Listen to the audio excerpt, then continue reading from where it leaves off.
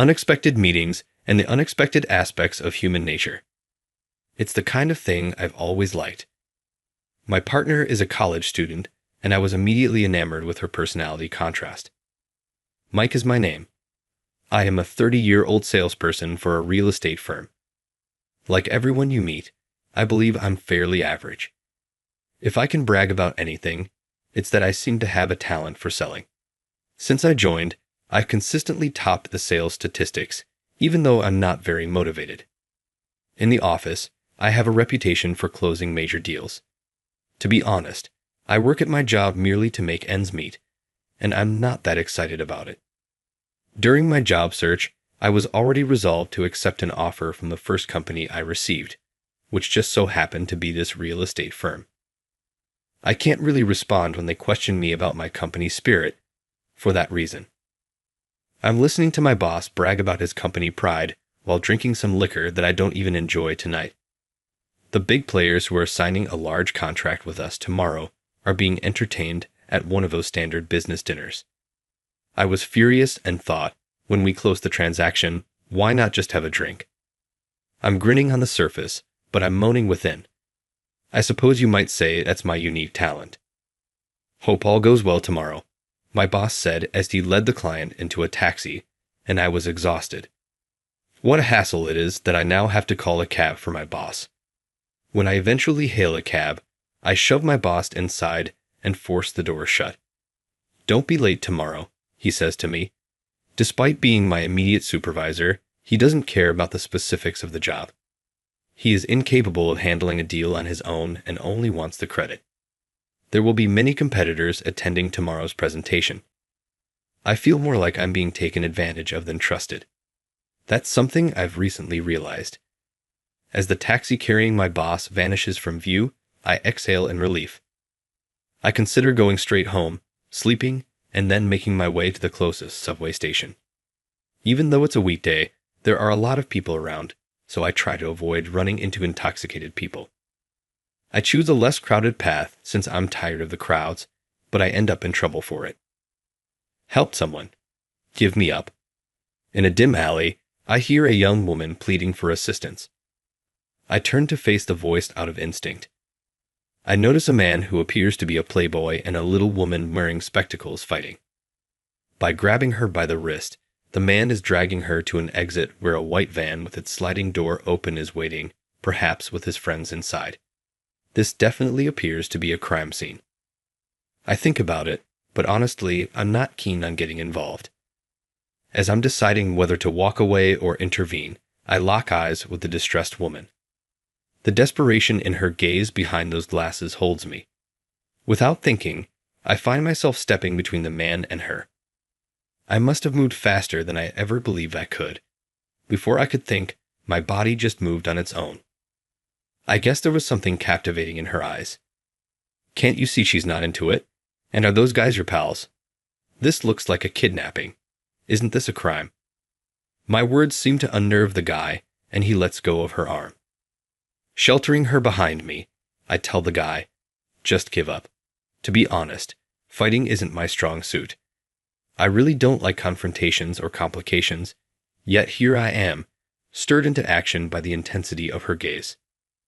Back off, old man, or you'll get hurt, the guy spat, sounding like some thug on the street. Looking closer, he seemed like a college student. Hey, are these folks your friends? I turned and asked the girl. I've seen him around campus, but I have no association with him, she responded firmly. The guy momentarily faltered at her words. A tussle between me and him continued, with shouts of let go and back off. Soon, the distant sound of police sirens grew closer. Probably a passerby had seen the incident and called the police. Hearing the sirens, the guy clicked his tongue in annoyance. Just when I thought it was over, a heavy punch came flying at me with incredible force. I blacked out as I was slammed against a wall. The last thing I remember was that moment. When I woke up, I found myself in an unfamiliar room with sunlight coming through the curtains. I felt a pain on my cheek, but my back was in even more pain. It seemed like I was on the second floor, with a distant sound of machinery coming from below. I recognized the nostalgic scent in the air. It was the smell of ink. Rising from the bed I'd been laid on, I checked my sore back. It appeared I had some scrapes. An old-fashioned clock on the wall showed it was 2:00 p.m., oddly. I didn't feel panicky or desperate, even though I was absent from work and had an important meeting that day. I absent-mindedly wondered who had taken over the crucial deal I was supposed to handle, but I quickly gave up on the thought. My cell phone, which was by the pillow, had a broken screen and seemed to be non-functional, probably from when I fell. Inadvertently, I had become that guy who loses contact on such an important day. My boss must be in a real panic. I said a silent sorry in my head for a moment and then let the thought go. I walked down the stairs, drawn to the sound of machinery. I found what seemed like a living area above a workspace. Judging by the number of dishes in the kitchen, I guessed maybe 2 people live here. Yet, I had no idea where I was. In front of me, there was a large machine with metal plates lined against the wall. I then guessed it was an old-fashioned letterpress printing shop, something I'd seen in books. Beside the machine, a tall man wearing an apron made of sailcloth was working. "Excuse me," I spoke hesitantly. He looked up, recognizing me, and gave a warm smile. "Ah, you're awake. You had quite a night. How you tried to help Valerie, but ended up getting the worst of it," he remarked. He introduced himself as the older brother of Valerie, the college girl I had tried to help the previous night. Apparently, after I passed out, Valerie had dragged me to this place. That explained the scrapes on my back. He added with a slightly apologetic grin, "We probably should have called an ambulance." "Hey, can I borrow your phone? I need to call my office. I've missed work without notice." He casually tossed me his cell phone. The unlocked screen displayed a snapshot of him and Valerie laughing together. They seemed close. The response I got after calling my workplace was a series of angry shouts. At some point, I felt like this was something I couldn't handle on my own, so I switched to speakerphone, letting the guy hear. The man, who was a letterpress craftsman, introduced himself as Bob. To begin with, I was told to show up, and I replied yes, then hung up the call. Bob said, "That's impressive." Well, it was a big job, after all. "What kind of job allows you to get verbally abused? Doesn't make sense," he said, and then went back to his work. I did think he had a point. "So, you got fired." He operated the printing press handle with a loud clang. "Probably a demotion. It's such a pain." Regardless of arriving early at the office, the situation wouldn't get better. That thought made me reluctant to even go to work. After finishing his work, Bob invited me upstairs, saying, "Let's grab some lunch." "Hey, is that guy all right?" Still unconscious. Then, the college girl from last night, with plastic bags from a drugstore in both hands, kicked the entrance door open. She probably had to kick it since her hands were full, but she came in quite energetically. "Hey, welcome back. This guy here is either getting fired or demoted because of you." Bob said that with a smirk, and his sister Valerie looked pale and dropped the bag she was holding. Then she glared at me. I was taken aback by her intense stare and straightened up, staring back. "I got it. I'll take responsibility. I'll take care of you, don't worry." Valerie seemed to have a peculiar way of thinking. Bob was laughing his heart out.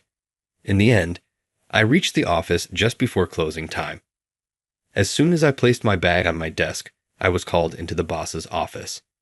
Inside, the supervisor, manager, and the CEO were all present. All of them frowned and glared at me. "Because of you, everything's been ruined. Do you realize the loss you've caused the company?" The CEO said in a restrained, angry voice. Both the manager and supervisor nodded in agreement. They probably didn't prepare or go through the documents that would have allowed them to handle the situation without me. They clearly wanted to put all the blame on me. Then the CEO handed me a transfer order. "You're being transferred." I was being sent to a quiet branch office where only unimportant tasks are handled. Oh, never mind the transfer. Please accept this instead. I quickly pulled out my resignation letter, which I had kept in my suit's inner pocket, and handed it to the CEO. It was something I had written at that printing shop. The CEO and the manager's faces turned pale when they saw it. There was a commotion in the sales department as their top salesman. Me said he would quit. It seems they planned to demote me temporarily and bring me back to headquarters once everything settled. My sudden decision to quit left them scrambling. Well then, I'll be going. Thank you for everything. As I bowed slightly and tried to leave the CEO's office, the CEO shouted, "Hold him back." The supervisor rushed to grab my arm, leading to a minor scuffle. I was getting really fed up. During the struggle, a small message card fell from my pocket.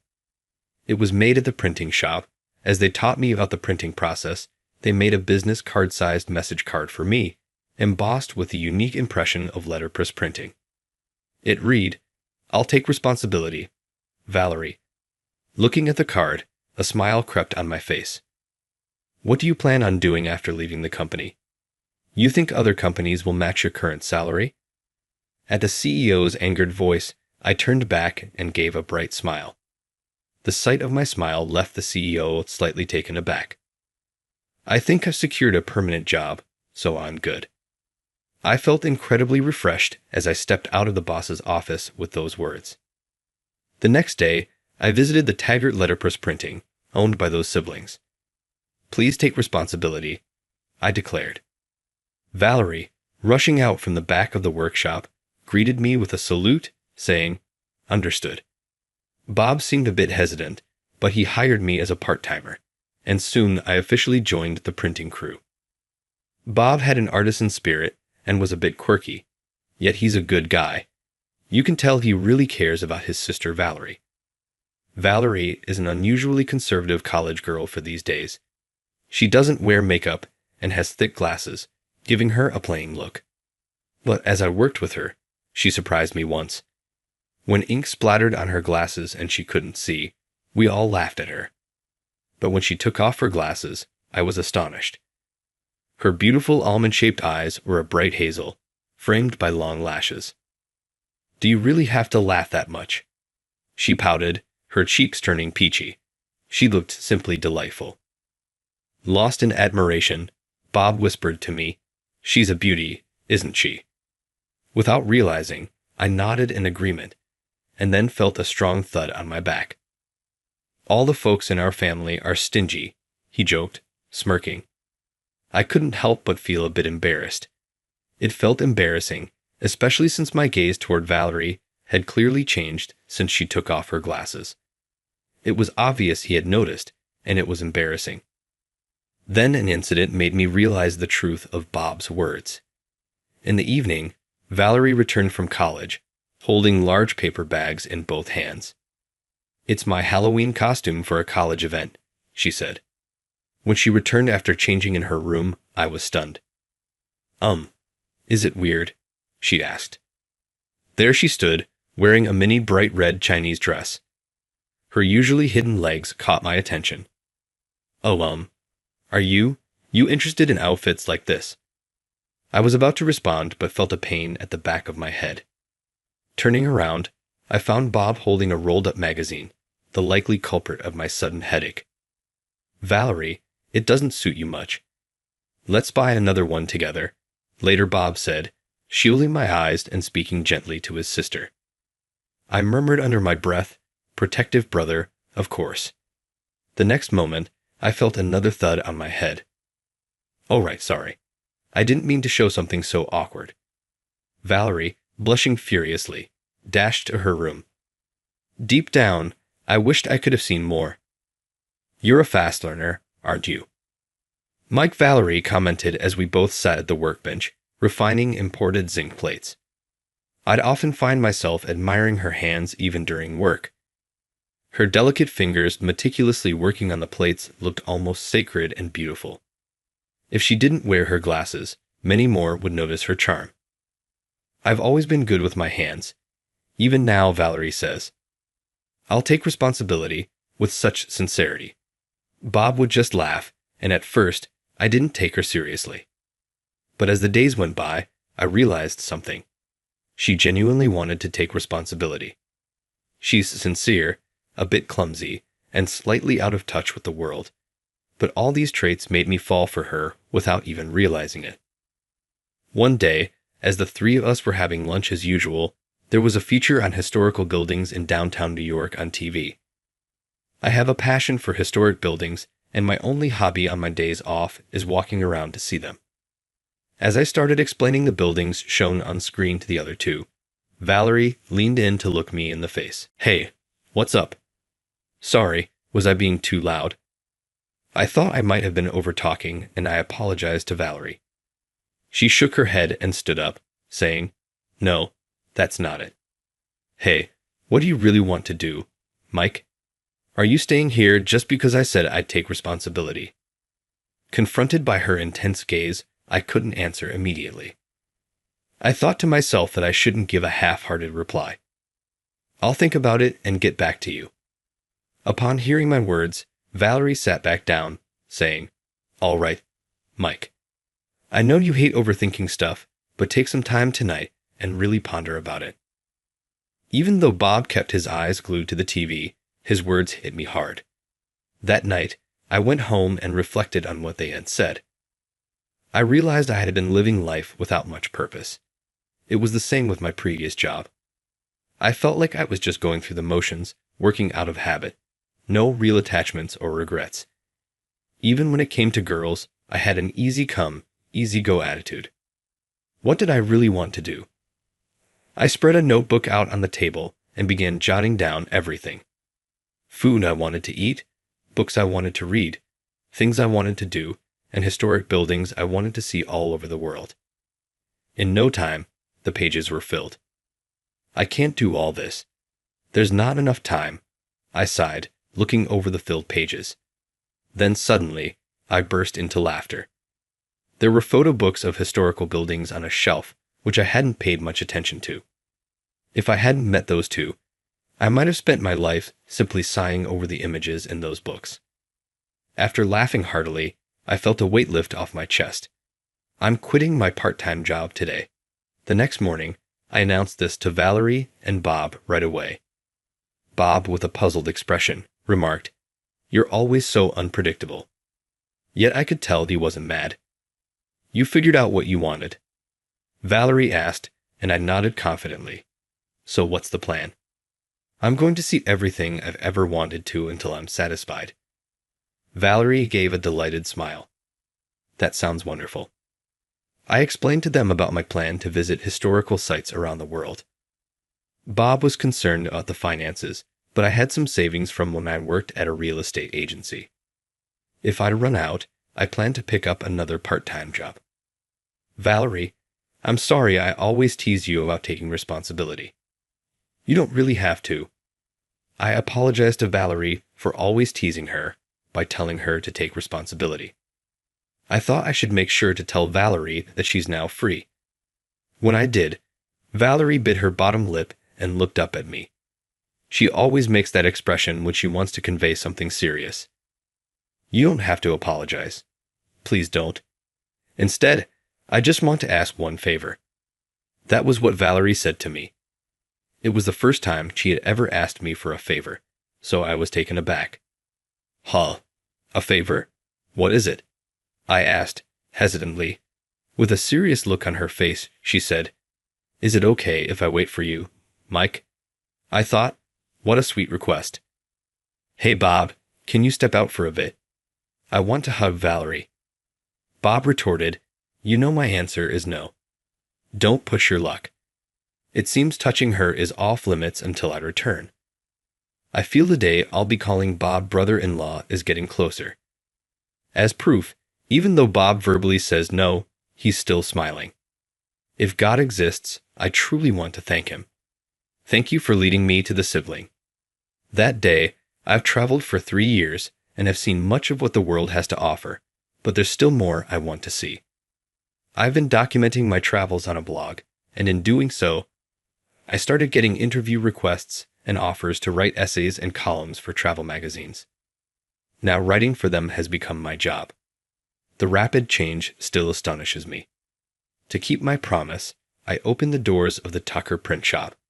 I'm back. Sorry for keeping you waiting. Upon my unexpected return, Valerie was in shock. When she realized, she gave a big smile and saluted me. I've been waiting for you. Welcome back. She ran towards me and hugged me immediately, and of course, I hugged her back tightly.